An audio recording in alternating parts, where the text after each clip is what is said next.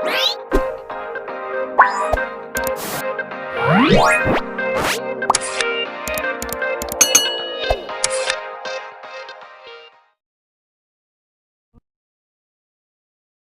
समय की बात है, भानुपुर नामक गांव में शंभू नाम का एक किसान रहता था। शंभू भगवान शिव का बहुत बड़ा भक्त था। रोजाना सुबह उठकर भगवान शिव के मंदिर में जाना और शिव जी की मूर्ति के साथ शिवलिंग की पूजा करना उसका नियम था। शंभू के पास मोती नाम का एक पालतू बैल था, जिससे शंभू अपने खेत में हल जोतता था। मोती शंभू के लिए मानो तो परिवार का सदस्य ही था। माधवी, ये देखो, आज मैं अपने मोती के लिए कितनी हरी हरी घास और चारा लाया हूँ, पर ये मोती है कहाँ? खूंटी से तो बंधा नहीं हुआ। कस्तूरी ले गई है उसे घुमाने। मोती की आदत को बिगाड़ दिया है तुम्हारी बिटिया ने, और मोती भी कम नहीं है। जब तक शाम के वक्त कस्तूरी उसे पूरे गांव में घुमाने ना ले जाए, उसे भी चैन नहीं आता। लो, आ गई तुम्हारी लाडली।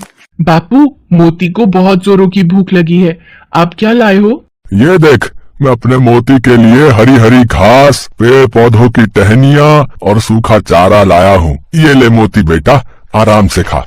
मोती चारा खाकर कितना खुश हो रहा है माँ बापू। मेरा बच्चा, मेरा मोती, ये तो हम सबकी जान है।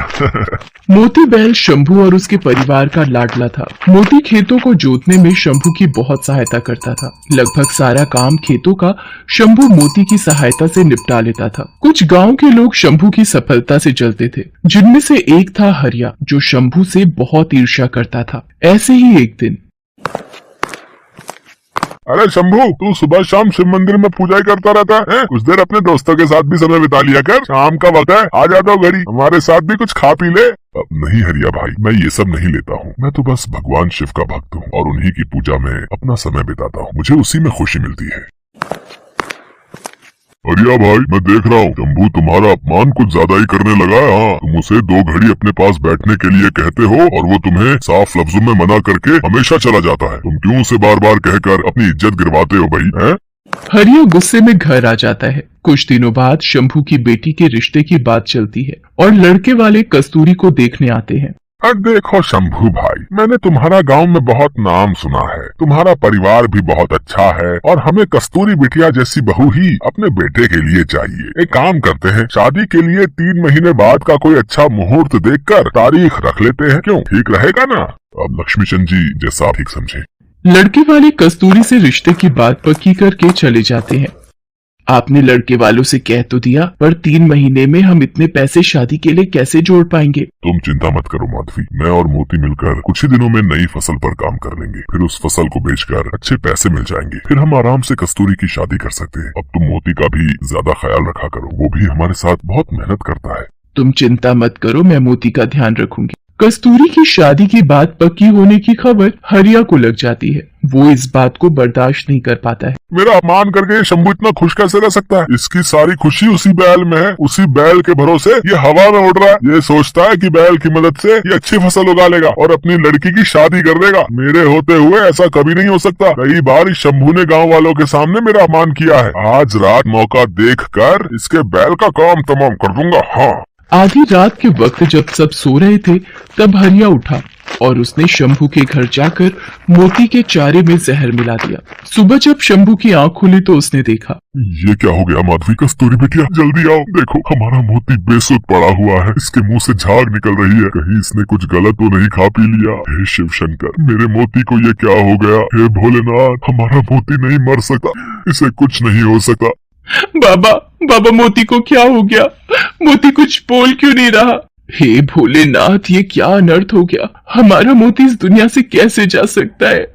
हमारा मोती, हमारा बच्चा। मोती के मर जाने से शंभू, माधवी और कस्तूरी तीनों का बहुत बुरा हाल था। एक दिन शंभू भगवान शंकर के मंदिर में सिर पटक पटक कर खूब रोया। हे ईश्वर, मेरे मोती को क्या हो गया?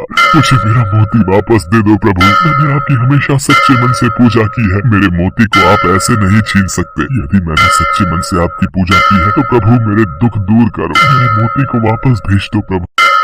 शंभू भगवान शंकर की मूर्ति के आगे बिलक बिलक कर रो रहा था। तभी उसे मंदिर के द्वार पर एक बैल आता दिखाई दिया, जो देखने में जैसा ही था। मोती, हे ईश्वर, ये बैल तो बिल्कुल मेरे मोती जैसा है। आसपास तो इसका कोई मालिक दिखाई नहीं दे रहा। ये कहाँ से आया है? हे प्रभु, ये आपकी कैसी लीला है? आपने मेरे लिए मेरे मोती जैसा बहु एक बैल भेज दिया। शंभू भगवान शंकर का आशीर्वाद मानकर खुशी खुशी उस बैल को घर ले आता है और आकर सारी बात माधवी और कस्तूरी को बताता है।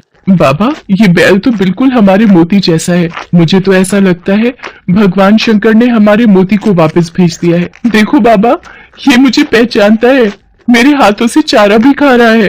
हे शिव शंकर, आपने इस बैल को भेजकर हमारे सारे दुख दूर कर दिए, वरना मोती के बिना तो हम बिल्कुल अकेले हो गए। मोती के रूप में उस बैल के आ जाने से शंभू की सारी परेशानी दूर हो गई थी। मानो उस बैल में ऐसा क्या जादू था कि मोती जब शंभू के साथ उस बैल से हल जोतता तो मिनटों में काम पूरा हो जाता। कुछ ही दिनों में शंभू के खेत फसल से लहराने लगे। फसल पककर तैयार हो गई। शंभू ने उसे अच्छे दामों में बाजार में बेच भी दिया। कस्तूरी की शादी के दिन नजदीक आ रहे थे। शंभू उस बैल की मदद से खेत पर बहुत जल्दी काम करने लगा था। ये बात जब हरिया को पता चली तो उसने दोबारा अपनी चाल चलने की सोची। इस शंभू की तो खुशी का ठिकाना ही नहीं है। बड़े जोर शोर से अपनी बेटी की शादी की तैयारियां कर रहा है। इसके पास दूसरा बैल जब से आया है तब से ये ज्यादा खुश दिखाई दे रहा है। मुझे इसके दूसरे बैल को भी मारना होगा। सब सो चुके हैं। जल्दी से इस बैल के चारे में जहर मिला देता हूँ। ये भी मोती के पास ऊपर पहुँच जाएगा। हरिया जैसे ही उस बैल के पास जाता है, बैल मानो किसी जादुई शक्ति से अपनी रस्सी खोल लेता है और हरिया के पीछे भागने लगता है। हरिया चिल्लाता है, कोई बचाओ, बचाओ, मुझे ये बैल मार देगा, मुझे मार देगा, मुझे माफ कर दो, मुझे माफ कर दो, मैं ऐसी गलती दोबारा नहीं करूंगा। मोती बेटा, रुक जाओ, हरिया के पीछे मत भागो। शंभू भाई, मुझसे गलती हो गई। मैंने ही तुम्हारे पहले बैल को जहर देकर मारा था। मैं इसे भी जहर देकर मारने वाला था, और पता नहीं ये बैल कोई जादुई बैल है। इसने अपनी रस्सियां खोल ली और मेरे पीछे भाग पड़ा। इससे कहो मुझे माफ कर दे।